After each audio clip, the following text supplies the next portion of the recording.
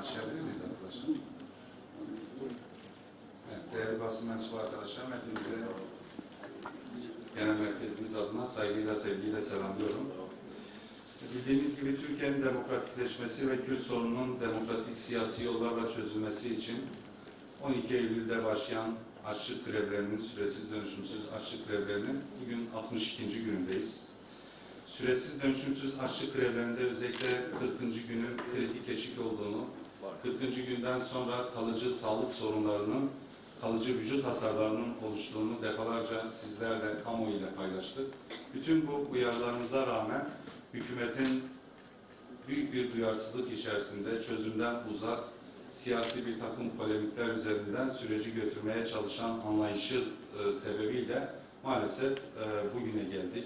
Bugün 62. gün olması itibariyle sürecin ne kadar hassas olduğunu herhalde belirtmeye gerek yok.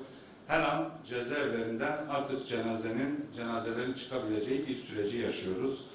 Doğrusu bugüne kadar çözümle ilgili somut bir takım adımlar atılıp bu süreç aynı zamanda Kürt sorununun müzakere ve diyalog yöntemleriyle demokratik siyasi yollarla çözümü için de önemli bir zemin hazırlayabilirdi. Ancak daha çok Başbakan'ın ve AKP'nin açlık grevlerini itibarsızlaştırmaya çalışan, talepleri muğlaklaştırmaya çalışan, somut adımlar noktasında sorumluluğu yerine getirmeyip süreci BDP üzerinden mahkum ettirmeye çalışan anlayışlarına tanıklık ettik. Mevcut durum şu anda şudur: süresiz dönüşümsüz açlık grevine başlayan TUSAK arkadaşlarımızdan 54. gününde 708 TUSAK arkadaşımız biliyorsunuz bu açlık grevindeydi. 55. günden sonra bu sayı 10.000'i bulmuştur. 10.000 siyasi TUSAK arkadaşımız bugün itibariyle yaklaşık bir haftadır süresiz dönüşümsüz açlık grevindedirler. Bu özellikle ilk başlayan 708 siyasi tutuklu arkadaşlarımız bu süreç içerisinde cezaevleri yönetimlerine şuurlarının kapanması durumunda herhangi bir tıbbi müdahaleyi istemediklerine dair irade beyanını gösteren dilekçelerle de başvurmuşlardır. Şu anda Türkiye cezaevindeki açlık grevine başlayan 64 tutsak 62. günündedir. 74 tutsak 52. günündedir. 221 tutsak ise 38. gündedir. Bugün itibariyle Mersin Eldibi cezaevinde bulunan Gıyasettin Yalçın ve Sil Kaya süresiz dönüşümsüz açlık grevlerini 2 gündür ölüm orucuna çevirdiklerini dilekçeyle cezaevi yönetimlerine bildirmişlerdir. Bu içerideki açlık grevinde bulunan siyasi tutsaklar arasında seçilmiş milletvekillerimiz, belediye başkanlarımız ve belediye meclis üyelerimiz de vardır. Yani bu ülkede milyonlarca oyun iradesini yansıtan, temsiliyetini sağlayan arkadaşlarımız da şu anda açlık grevinin riskleriyle, kritik eşiğin getirmiş olduğu risklerle karşı karşıyadırlar. Pek çok belediye başkanı ve belediye meclis üyemizle beraber bu parlamentoda bulunması gereken Sayın Faysal Sarıyıldız 15 Ekim'de, Sayın Gülsel Yıldırım 25 Ekim'de, Sayın Kemal Aktaş, Sayın Selma Irmak ve Sayın İbrahim Ayhan da 5 Kasım'dan itibaren süresiz dönüşümsüz açlık grevlerine başlamışlardır. Tutuklu belediye başkanları ve milletvekili arkadaşlarımızın dışında yakından takip ettiğiniz üzere eş genel başkanımız Sayın Gülten Kışanak, DTK eş başkanı Sayın Aysel Tuğluk, milletvekili arkadaşlarımız Sayın Özdal Uçar, Sayın Emine Ayna, Sayın Adil Kurt, Sayın Sırrı Süreyya Önder, Sayın Sevat Tuncer ve belediye başkanımız Sayın Osman Baydemir de yine bu çözümsüzlük ve duyarsızlık neticesinde kendi bedenlerini ölüme yatırmışlardır. Biz BDP olarak bu açlık grevlerinin başladığı ilk günden bugüne kadar bu taleplerin yerine getirilmesi ve içerideki arkadaşlarımızın sağlıklarıyla ilgili herhangi bir olumsuzluk yaşanmaması için çok olağanüstü bir gayret sarf ettik. Bütün siyasi çalışmalarımızı bu gündemle birleştirdik. Diplomatik görüşmeler, siyasi faaliyetler, eylem etkinlikler düzeyinde, dış diplomasi düzeyinde yapılması gereken bütün girişimleri yapmaya çalıştık. Ancak maalesef bugüne kadar yapmış olduğumuz bütün görüşmelerden somut bir sonuç çıkaramadık. özellikle hükümet kanadında açlık grevlerindeki arkadaşlarımızın taleplerinin yerine getirilmesi durumunda devletin diz çökmüş olacağı, hükümetin geri adım atacağı ile ilgili bir kanının hakim olduğunu gördük. Bunun böyle olmadığını, olası çözümü önceleyen bir adımın bir geri adım olmayacağını, tam tersine ülkenin demokratikleşmesi ve Kürt sorunun çözümü için tarihi bir ileri adım olacağını defalarca belirtmiş olmamıza rağmen bugüne kadar maalesef hükümet kanadında bu yönlü herhangi bir olumlu somut bir adım görmedik. Tabii diğer taraftan bu açlık grevleriyle ilgili özellikle alana çıkan, eylemlerde bulunan, etkinliklerini yükselten halkımıza karşı, seçilmişlerimize karşı, milletvekillerimize karşı AKP hükümeti tam bir polis terörü uyguluyor. AKP hükümeti bölgede Kürt halkı nezdindeki yitirmiş olduğu meşruiyetini polis terörüyle ayakta tutmaya çalışıyor. 2 gün önce Cizre'de benim de içerisinde bulunduğum bir etkinlikte 7'den 70'e halkımız açıklama sırasında toplantı halindeyken polisin hangi öldürücü müdahalelerle, hangi uygulamalarla saldırıya geçtiğini bizzat kendimiz yaşadık. Orada Sayın Hasip Kaplan'la birlikte bulunmuş olduğumuz alana ölümcül müdahaleler yapıldı. Ancak halkımızın almış olduğu tedbirler sayesinde bizler yara almadan Cizre'den çıktık. Yine dün Diyarbakır DTK binasında açlık grevinde bulunan arkadaşlarımızın oturmuş olduğu salona, bulundukları binaya yapılmış olan polis saldırısına hepiniz tanıklık ettiniz. Orada biliyorsunuz şu anda oturan arkadaşlarımızı 7'den 70'e halkımız sürekli ziyaret ediyor. İçeride çocuklar varken, yaşlılar varken, hastalar varken, ziyaret halindeyken açlık grevinde bulunan milyonların iradesini yansıtan milletvekillerinin bulunduğu alana polis gaz bombalarıyla saldırmıştır. Bir milletvekili arkadaşımıza Sayın Özdal Uçer'e kim olduğu belli olmayan bir şehir eşkıyası tarafından bir saldırı yapılmıştır. Sayın Özdal Uçar'ın sağlığını tehdit edecek şekilde ciddi darbeler ortaya çıkmıştır. Sayın Özdal Uçar da yapılmış olan bu darbeler neticesinde kendini korumak zorunda kalmıştır. Yine DTK eş başkanımız ve milletvekilimiz Sayın Aysel Tuğla yine göğsüne tam kalp bölgesine öldürücü olabilecek bir müdahalede bulunmuştur. Bu şehir eşkıyalarının kim olduğuyla ilgili bugüne kadar herhangi bir açıklama yapılmamıştır. Bunlar sivil polis midir, faşist çete üyeleri midir, yoksa JITEM midir? Bunlarla ilgili Diyarbakır Emniyeti'nin ve Diyarbakır Valisi'nin bu saat itibariyle tek bir açıklaması bile olmamıştır. Düşünün ki bir milletvekiline öldürücü müdahaleler yapılıyor, öldürücü darbeler yapılıyor. Bu konu hiçbir şekilde açıklamaya tabi tutulmuyor. Medya tarafından da tamamen manipülatif bir amaçla milletvekili polisi darp ettiği şeklinde yansıtılıyor. Medyanın da bu tutumunu ben buradan kınıyorum. Bu anlayışı gösteren medya kuruluşlarının bu tutumunu hiçbir şekilde kabul etmediğimizi belirtmek istiyorum.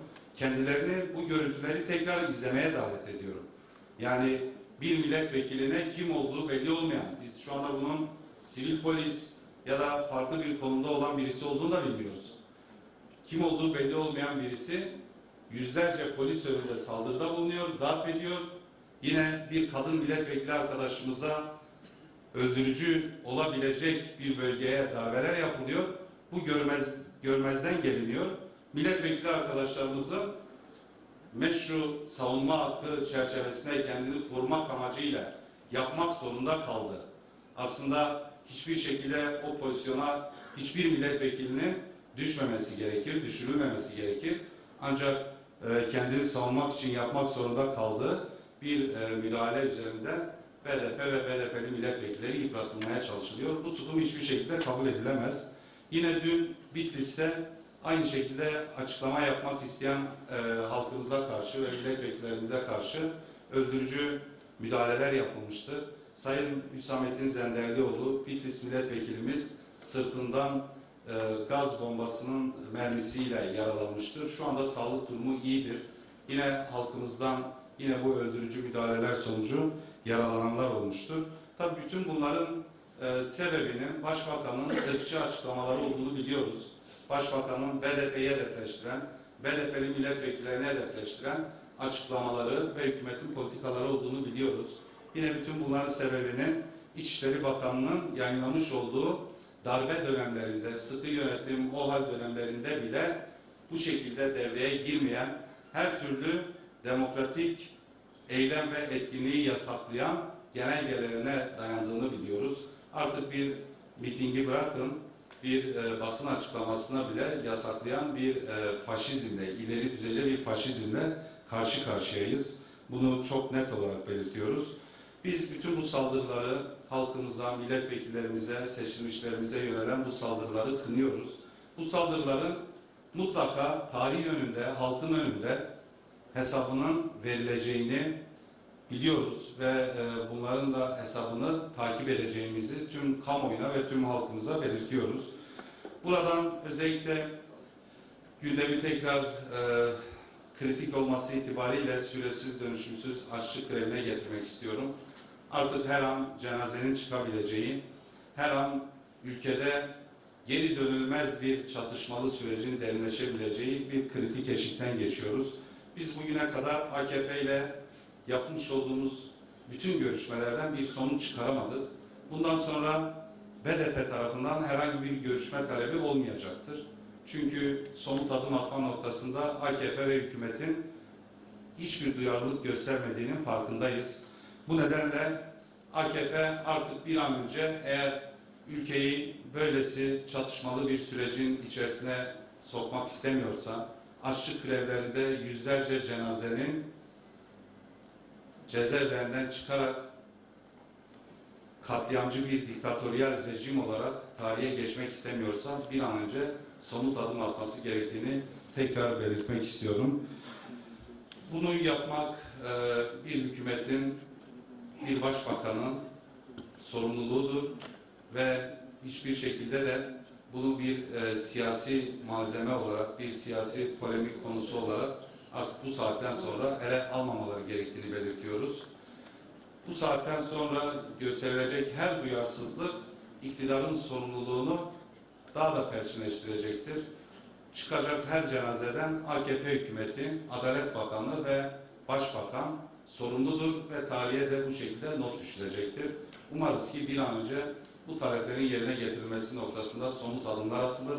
Hem bu açlık grevi eylemleri hem de Kürt sorunun demokratik siyasi yollarla bir müzakere ve diyalog sürecine geçecek bir aklı selim, mantıklı bir çözüm önerisini hep beraber görürüz. Hepinize teşekkür ediyoruz.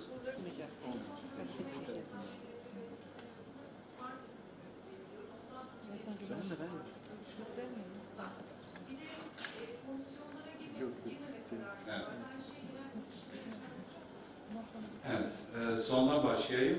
Genel kurul çalışmalarına devam edeceğiz. Çünkü genel kurul özellikle üzerimizdeki ağır sansürü aştığımız, halkımıza mesajları ulaştığımız bir zemini sunuyor bize. Genel kurulu biz takip edeceğiz. Genel kurul çalışmalarına katılacağız. Ancak genel kurulda da ağırlıklı gündemimiz açlık grevleri olacak. Kürt sorunun müzakere ve diyalog yoluyla çözümü olacak. Bugün bile onlarca gencin, onlarca askerin, gerillanın cenazeleri bu ülkede kalkıyor. Böylesi yakıcı bir süreç varken, böylesi ülkenin her tarafı kanla, gözyaşıyla, acıyla karşı karşıyayken biz meclisteki bütün gündemlerin halkın gündemi olmadığını düşünüyoruz. O nedenle genel kurulu halkın gündemini işletmek üzere biz kullanacağız. Komisyon çalışmalarımızı zaten belirttiniz, askıya aldık. Yeni bir çözümle ilgili somut bir adım atılıncaya kadar bu konudaki kararlılığımız son derece nettir. Onun dışında ilk sormuş olduğunuz sorudan birkaç şey söyleyeyim. Yani yaptığımız son görüşmede de somut adım atma noktasında herhangi bir çözüm projesinin olmadığını gördük. Daha çok talepleri muğlaklaştıran, taleplerin olabilirliğini kendi önüne koymayan, sorumluluğu BDP'ye atmaya çalışan bir anlayışın hakim olduğunu biliyoruz. Tabii hükümet içerisinde özellikle bir rol paylaşımı olduğunu biliyoruz. Yani işte Sayın Adalet Bakanı ya da Sayın Bülent Arınç görüşmelerde farklı şeyler dile getiriyorlar, ifade ediyorlar. Ama bütün bunlar belli bir noktadan sonra tıkanıyor. Bizi aşıyor diyorlar. Tek bir kişinin ağzına bakıyor şu anda bir ülkenin geleceği, Tayyip Erdoğan'ın ağzına bakıyor. Dolayısıyla eğer görüşmelerde inisiyatif alarak bir çözüm gücü ortaya koyan bir iradeyle hükümet yetkileri gelmiyorsa o görüşmeleri yapmanın da bir mantığı olmuyor.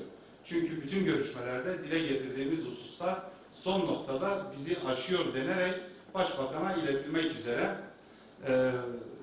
götürüleceğini ve iletileceğini belirtiyorlar.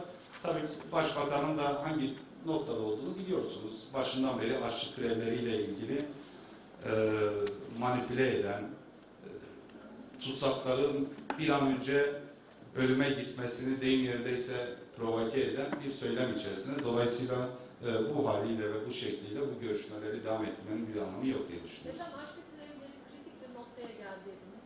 Bir bağlamda BDP kapılarını tamamen kapattı diyebilir miyiz? Yoksa hani, bir son görüşme olasılığı da olabilir mi? Yani buradaki duruşumuz çok net midir? Hayır, yani BDP kapıları tamamen kapattı demiyoruz. BDP bir randevu talebinde bulunmayacak.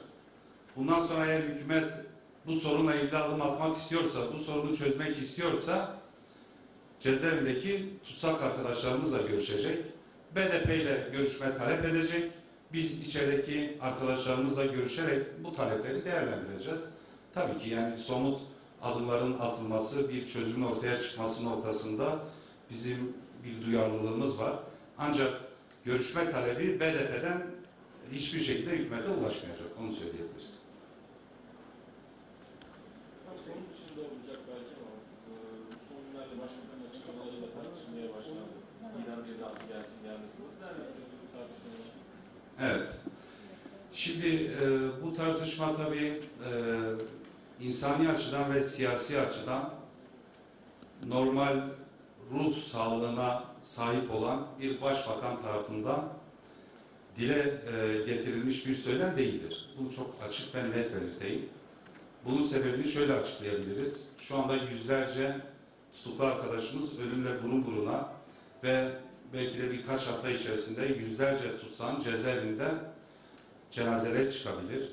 Bugün itibariyle onlarca asker ve gerillanın cenazesi şu saat itibariyle toprağa veriliyor. Son bir hafta içerisinde 100'e yakın asker, polis, gerilla, sivil ölümü oldu. Bütün bu ölümler ortadayken, ölümle ilgili bu riskler ortadayken sorumluluk mevkiinde bulunan bir başbakan eğer çözüm yerine tekrar ölümü çağrıştıracak, ölümü derinleştirecek bir söylemle ortaya çıkıyorsa bu ruh halinin adı bir siyasi cinnettir. Yani başbakan eğer ölümlerin çözümünü daha fazla ölüm üzerinden bir projeyle halkın önüne getiriyorsa bunu biz çok sağlıklı bir noktada değerlendiremeyiz. Bunun Kürtlere, Kürt halkına bir tehdit ve şantaj olduğunu düşünüyoruz. Siz tecritin kaldırılmasını istiyorsunuz. Sayın Öcalan'ın müzakere ve diyalogla ilgili rolünü oynayabileceği koşulları istiyorsunuz. Ama bizim de gündemimizde idam vardır demek suretiyle Kürtlere ölümü gösterip sıtmaya razı etmeye çalışıyor. Ancak Kürt halkı ne ölümü ne de sıtmayı kabul edecek bir noktada değildir.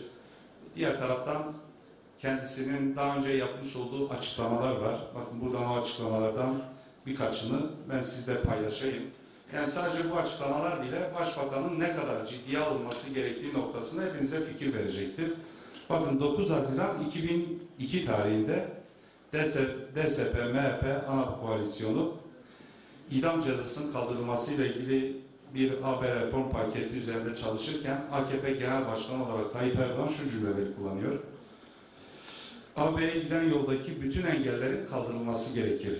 Türkiye artık AB'nin kenar mahallesi olmaktan kurtarılmalı, idam cezası tamamen kalkmalıdır. Yine o dönem idam cezasının kaldırılmasıyla ilgili Çankaya Köşkü'nde Ahmet Necdet Sezer, Cumhurbaşkanı Sayın Ahmet Necdet Sezer Başkanlığında yapılan liderler zirvesinde Başbakan Erdoğan ölüm cezasının mutlaka kaldırılması yerine müebbet hapis cezasının getirilmesini öneriyor. 3 Ağustos 2002'de biliyorsunuz sadece savaş koşulları dışında idamın kaldırılması oylanmıştı. Bu değişiklik 256 oyla kabul edilmişti. O dönem AKP grubundan 23 milletvekili oylamaya katılmadı. Katılan milletvekillerinden 26'sı kabul oyu verdi. Sadece 3 oy idam cezasının devam etmesinden yana kullanıldı. Yine bakın özellikle 14 Temmuz 2004 tarihinde savaş koşullarında da idam cezasını kaldıran düzenlemeyi AKP yaptı. Yani bütün bunlar Tayyip Erdoğan'ın ve AKP'nin idam cezasıyla ilgili söylemlerinin ne kadar ciddiyetsiz olduğunu, ne kadar siyasi bir hamle şeklinde, siyasi bir taktik şeklinde kullanıldığını açıkça ortaya koyuyor. Yine bakın 20 Temmuz 2010 tarihinde yaptığı bir konuşma sırasında 12 Eylül'de idam edilen devrimci Necdet Adalı ve savcılardan Mustafa Pehlivanoğlu için kürsüden nasıl gözyaşı döktüğünü hepiniz gördünüz, hepiniz biliyorsunuz. İdamın travmatik sonuçlarıyla ilgili yapmış olduğu bir konuşmada gözyaşı döken bir başbakan eğer bugün tekrar idamı gündemleştirmeye çalışıyorsa burada ciddi bir siyasi tutarsızlık vardır. Bunu hiçbir şekilde dikkate almamak gerekiyor. Başbakanın bu idam tartışması süreci seçimlerin başlama zamanına tekabül ediyor. Biliyorsunuz şu anda da ülkenin gündeminde önümüzdeki dönemde olacak 3 seçim süreci var. Tabii Başbakanın gündeminde ayrıca bir de başkanlık sistemine geçme var. Bütün bu seçim süreçlerinde başkanlık süreçleriyle ilgili Tayyip Erdoğan milliyetçi oylara hitap edecek söylemleri geliştirmek için bunları yapıyor. 9 Haziran 2011'de yani 12 Haziran seçiminden 3 gün önce Başbakan Erdoğan cebindeki ipi kamuoyuna açıklamıştı ve idam tartışmalarını 9 Haziran 2011'deki konuşmasından sonra gündeme getirmişti. O günden sonra zaten Oslo ve İmralı'da yürüyen müzakere süreçleri bitti ve o günden bugüne kadar 1500'e yakın gencimiz hayatını kaybetti. Yani 1500'e yakın ailenin ocağına ateş düştü. Yani Başbakan bütün bunlardan bir ders çıkarması gerekirken, sorumluluk mevkiinde bulunan birisi olarak bir çözüm üretmesi gerekirken hala ölümü daha fazla artıracak, çatışmayı daha fazla derinleştirecek söylemler kullanıyorsa bunun hiçbir şekilde ciddiyetinin olmadığını belirtmek gerekiyor. Bu idam tartışmalarını böyle kamuoyu anketleri üzerinden açıklamaya çalışmak da tam bir sahtekarlıktır. Bunu çok net ifade ediyoruz. Türkiye halkının büyük çoğunluğu akan kanın durmasını istiyor. Barışın bir an önce gelmesini istiyor. Bunun yolunun da müzakere ve diyalog sürecinden geçtiğini düşünüyor. Dolayısıyla Başbakan özellikle kendi yakın çevresinde bulunan bir takım faşist yurullara, bir takım ırkçı çetelere anketler yaptırarak bunu halkın görüşü, Türkiye halklarının görüşü olarak yansıtmamalıdır. Türkiye halkının bu konuyla ilgili duruşu nettir.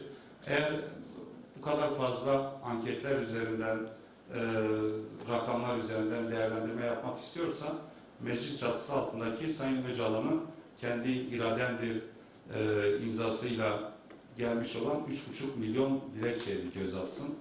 Yani 3,5 milyon dilekçeyle sadece bu meclis çatısı altında Sayın Öcalan'ı tanımlayan bir halk kitlesi, bir realite var iken böylesi tartışmaların içerisine girmek bu ülkeyi kopuş sürecine götürecek, ayrıştıracak, bölecek bir siyasi yaklaşımdan öteye geçemez. Bunu çok net olarak ifade etmemiz gerekiyor. Başbakan uzun süredir yapmış olduğu bütün konuşmalarda toplumdaki duygusal kopuşu fiili bir kopuşa çevirmeye çalışıyor. Kullanmış olduğu her cümleden sonra, her söylemden sonra, her sorumsuz açıklamadan sonra halkımıza yönelik, partimize yönelik linç saldırıları başlıyor. Bütün bu idam tartışmalar da aslında bu linç saldırılarının bir nevi meşruiyetini sağlayan söylemler olarak biz değerlendiriyoruz. Bununla ilgili Başbakan'ın bulunmuş olduğu makama uygun bir şekilde daha önceki yapmış olduğu konuşmalarla tutarlılık içerisinde bir siyasi tutum almasını bekliyoruz. Diğer taraftan Avrupa Birliği ve Kopenhag kriterleriyle ilgili biliyorsunuz ülkenin kendine hedef koymuş olduğu bir eksen var, bir yörünge var. Avrupa Birliği ve Kopenhag kriterlerini kendine hedef koyan bir ülkede idamın tartışması olmaz.